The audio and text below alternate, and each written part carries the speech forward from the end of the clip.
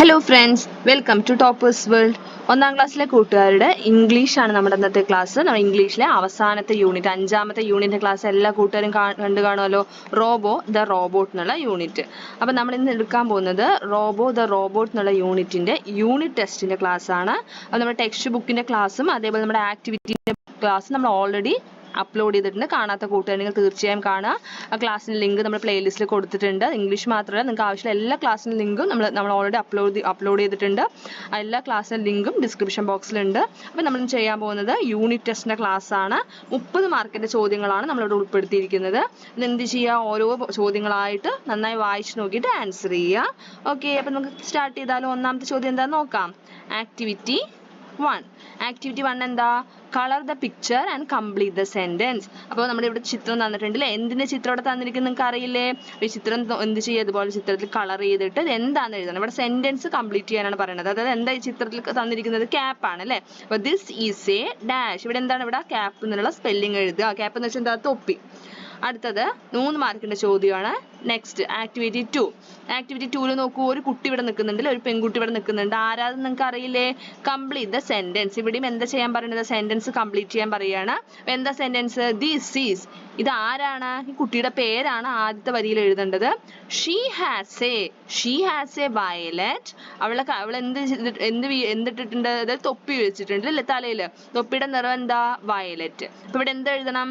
Cap എന്ന് എഴുതണം അല്ലേ. She has A violet cap. Next activity 3. Activity 3 നോക്കൂ, ആരുടെ ചിത്രം ഇവിടെ കൊടുത്തിരിക്കുന്നത്? ഫസ്റ്റ് ചോദ്യം, വാട്ട് ഈസ് ദിസ്? ഇത് എന്താണിത് എന്നാണ് ചോദ്യം അല്ലേ. എന്താ ഇത്? നിങ്ങൾ കണ്ടിട്ടില്ലേ? ഇതെന്താ? നമ്മുടെ പാഠത്തിൽ നമ്മൾ കണ്ടിരുന്നു അല്ലേ. എന്താണിത്? റോബോട്ടാണ്. നമ്മുടെ ഈ റോബോട്ടിന്റെ പേരൊക്കെ നമ്മൾ പഠിച്ചതല്ലേ. അപ്പൊ അതാണ് ഇവിടെ എഴുതേണ്ടത്. ആദ്യം എന്ത് എഴുതണം?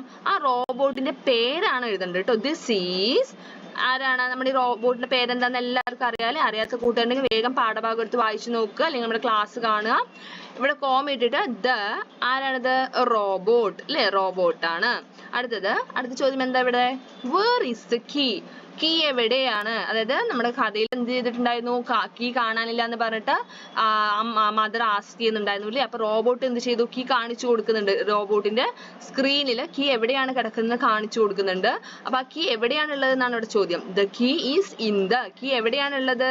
പഠിച്ചതല്ലേ, എല്ലാ കൂട്ടർക്കും ഉത്തരം അറിയില്ലേ. ഇവിടെ എന്ത് ചെയ്യുക? ഫില്ല് ചെയ്യുക. അടുത്തത് ആക്ടിവിറ്റി 4. നാലാമത്തെ ആക്ടിവിറ്റി എന്താ? Robo put a plastic bottle in the waste bin. ചിത്രത്തിൽ കാണുന്നില്ലേ? വേസ്റ്റ് ബിൻ ആണ് ഇത്. വേസ്റ്റ് ബിന്നിൽ എന്താ കൊണ്ടിടുന്നത്? റോബോ എന്താ കൊണ്ടിടുന്ന? ഒരു പ്ലാസ്റ്റിക് ബോട്ടിൽ കൊണ്ടുപോയി ഇടുകയാണ് അല്ലേ. A board was there near the bin. അപ്പൊ ഈ ബിന്നിന്റെ അടുത്ത്, ഈ വേസ്റ്റ് ബിന്നിന്റെ അടുത്ത് ഒരു ബോർഡ് വെച്ചിട്ടുണ്ട് ഉണ്ടെങ്കിൽ എന്തായിരിക്കും? What will be the board? എന്തായിരിക്കും ഈ ബോർഡിൽ എഴുതിയിട്ടുണ്ടാവുക?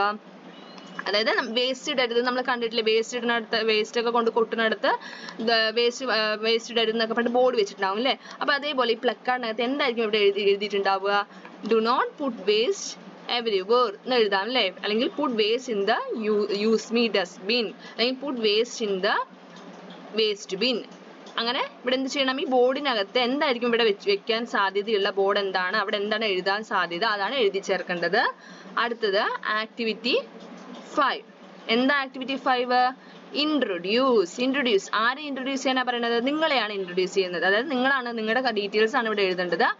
I am.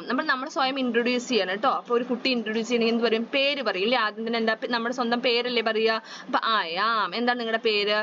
ഫോർ എക്സാമ്പിൾ നമുക്ക് എന്ത് പറയാം? I am Meenu, I am Deepu. അപ്പൊ നിങ്ങളുടെ പേരാണ് ആദ്യത്തെ വരിയിൽ എഴുതി ചേർക്കേണ്ടത്. അപ്പൊ നമ്മൾ എങ്ങനെ ഇത് വായിക്കുക? എങ്ങനെ ഇൻട്രൊഡ്യൂസ് ചെയ്യുക? ഐ ആം, നിങ്ങളുടെ പേര് അല്ലേ, പേരെഴുതുക. This is my friend. അപ്പൊ നിങ്ങളുടെ അടുത്ത് നിങ്ങളുടെ ഫ്രണ്ട് നിൽക്കുന്നുണ്ട്. അപ്പൊ നിങ്ങൾ എന്ത് ചെയ്യാണ്? ഫ്രണ്ടിനെ ഇൻട്രൊഡ്യൂസ് ചെയ്ത് കൊടുക്കുകയാണ്, ഫ്രണ്ടിനെ പരിചയപ്പെടുത്തുകയാണ് കേട്ടോ. അപ്പൊ എന്ത് പറയും?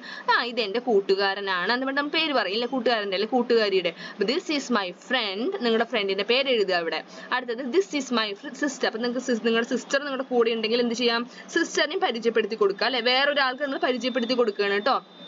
അപ്പൊ എന്ത് ചെയ്യാം? ഇപ്പൊ നിങ്ങളുടെ ടീച്ചർക്ക് നമ്മൾ പരിചയപ്പെടുത്തി കൊടുക്കുകയാണ്. I am Deepu, this is my friend Rahul, this is my sister. ഇവിടെ സിസ്റ്റർ, നിങ്ങളുടെ സിസ്റ്ററും കൂടെ ഉണ്ടെങ്കിൽ സിസ്റ്ററിന്റെ പേര് എഴുതുക. ദിസ് ഈസ് മൈ ബ്രദർ ഉള്ള കുട്ടികളാണെങ്കിൽ ബ്രദറിന്റെ പേര് എഴുതാം. ദിസ് ഈസ് മൈ ബ്രദറിന്റെ പേര് എഴുതുക. ഓക്കെ, ഇതാണ് 5ാമത്തെ ആക്ടിവിറ്റി. എല്ലാവർക്കും മനസ്സിലായില്ലേ? ആറാമത്തെ ആക്ടിവിറ്റി എന്താ നോക്കൂ, ഡിസ്ക്രൈബ് ദ പാർക്ക്. എന്തിന്റെ ചിത്രം ഇവിടെ കൊടുത്തിരിക്കുന്നത്? പാർക്കിന്റെ ചിത്രമാണ് കൊടുത്തിരിക്കുന്നത് അല്ലേ? പാർക്ക് എല്ലാവർക്കും അറിയില്ല എന്താ പാർക്ക് എന്ന്. പാർക്കിൽ എല്ലാവരും പോയിട്ടൊക്കെ ഇല്ലേ? പാർക്കിൽ എന്തൊക്കെയാണ് നമ്മൾ കണ്ടിരിക്കുന്നത്? ഒരുപാട് കളിക്കുന്ന കാര്യങ്ങളൊക്കെ നമ്മൾ കണ്ടിട്ടുണ്ടാവും അല്ലേ? അപ്പൊ ഈ പാർക്കിനെ കുറിച്ചിട്ട് എന്ത് ചെയ്യും, ഒരു 5 സെന്റൻസ് എഴുതും. നമ്മൾ ആക്ടിവിറ്റി ബുക്കിൽ നിങ്ങൾക്ക് അറിയില്ലെങ്കിൽ ആക്ടിവിറ്റി ബുക്കിന്റെ ക്ലാസ് കാണുക. ആക്ടിവിറ്റി ബുക്കിൽ നമ്മൾ പാർക്കിനെ ഡിസ്ക്രൈബ് ചെയ്തിട്ടുള്ള ചോദ്യം ഉണ്ടായിരുന്നു. പാർക്കിനെ ഡിസ്ക്രൈബ് ചെയ്ത് സെന്റൻസ് ആണ് എഴുതേണ്ടത്, വാക്കുകളല്ല, വേർഡ്സ് അല്ല, സെന്റൻസുകൾ എഴുതി ഫില്ല് ചെയ്യുക. അടുത്ത 7ാമത്തെ ആക്ടിവിറ്റി എന്താ, സൗണ്ട്സ്. ഇവിടെ നമ്മൾ എത്ര സൗണ്ട്, 6 സൗണ്ടിന്റെ നെയിം ഇവിടെ കൊടുത്തിട്ടുണ്ട്.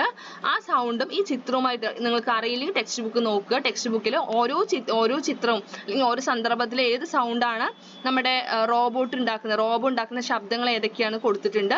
അതനുസരിച്ചിട്ട് ഓരോ ചിത്രത്തിന്റെ അടുത്തും അതിന്റെ ശബ്ദത്തിന്റെ പേരാണ് എഴുതേണ്ടത് കേട്ടോ. ഇവിടെ ശബ്ദത്തിന്റെ പേര് ഇവിടെ എഴുതിയിട്ടുണ്ട്. ഒന്നാമത്തെ എന്താ, ബീപ് ബീപ് വിർ. സൂം, അടുത്തെന്താ, സൂം.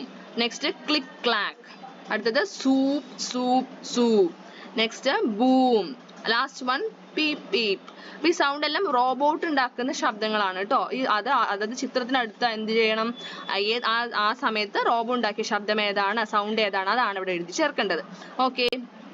അപ്പോൾ 7 ആക്ടിവിറ്റീസ് ആണ് നമ്മുടെ അവസാനത്തെ 5ാമത്തെ യൂണിറ്റിൽ നമ്മൾ യൂണിറ്റ് ടെസ്റ്റിൽ ഉൾപ്പെടുത്തിയിരിക്കുന്നത്. വളരെ ചെറിയ ചെറിയ ആക്ടിവിറ്റീസ് ആണ് അല്ലേ? അപ്പോൾ ഇത് നമ്മൾ യൂണിറ്റ് ടെസ്റ്റിന്റെ ക്ലാസ് കാണുന്നതിന് മുമ്പ് ആക്ടിവിറ്റി ബുക്കിന്റെ ക്ലാസ് കാണുക. നമ്മളതിൽ ഒരുപാട് എല്ലാ ആക്ടിവിറ്റീസും കൂടെ ഒരൊറ്റ വീഡിയോ ആയിട്ടാണ് നമ്മൾ ചെയ്തിരിക്കുന്നത്. തീർച്ചയായിട്ടും എല്ലാ ചോദ്യങ്ങളും ചെയ്ത് നോക്കുക. ക്ലാസ് ഇഷ്ടമായി എന്ത് ചെയ്യണം, ലൈക്ക് ചെയ്യുക. അതേപോലെ നമ്മൾ നിങ്ങളുടെ കൂട്ടുകാർക്ക് ഷെയർ ചെയ്യുക. നമ്മുടെ ചാനൽ ആദ്യമായി കാണുന്ന കൂട്ടുകാരാണെങ്കിൽ സബ്സ്ക്രൈബ് ചെയ്യുക. താങ്ക്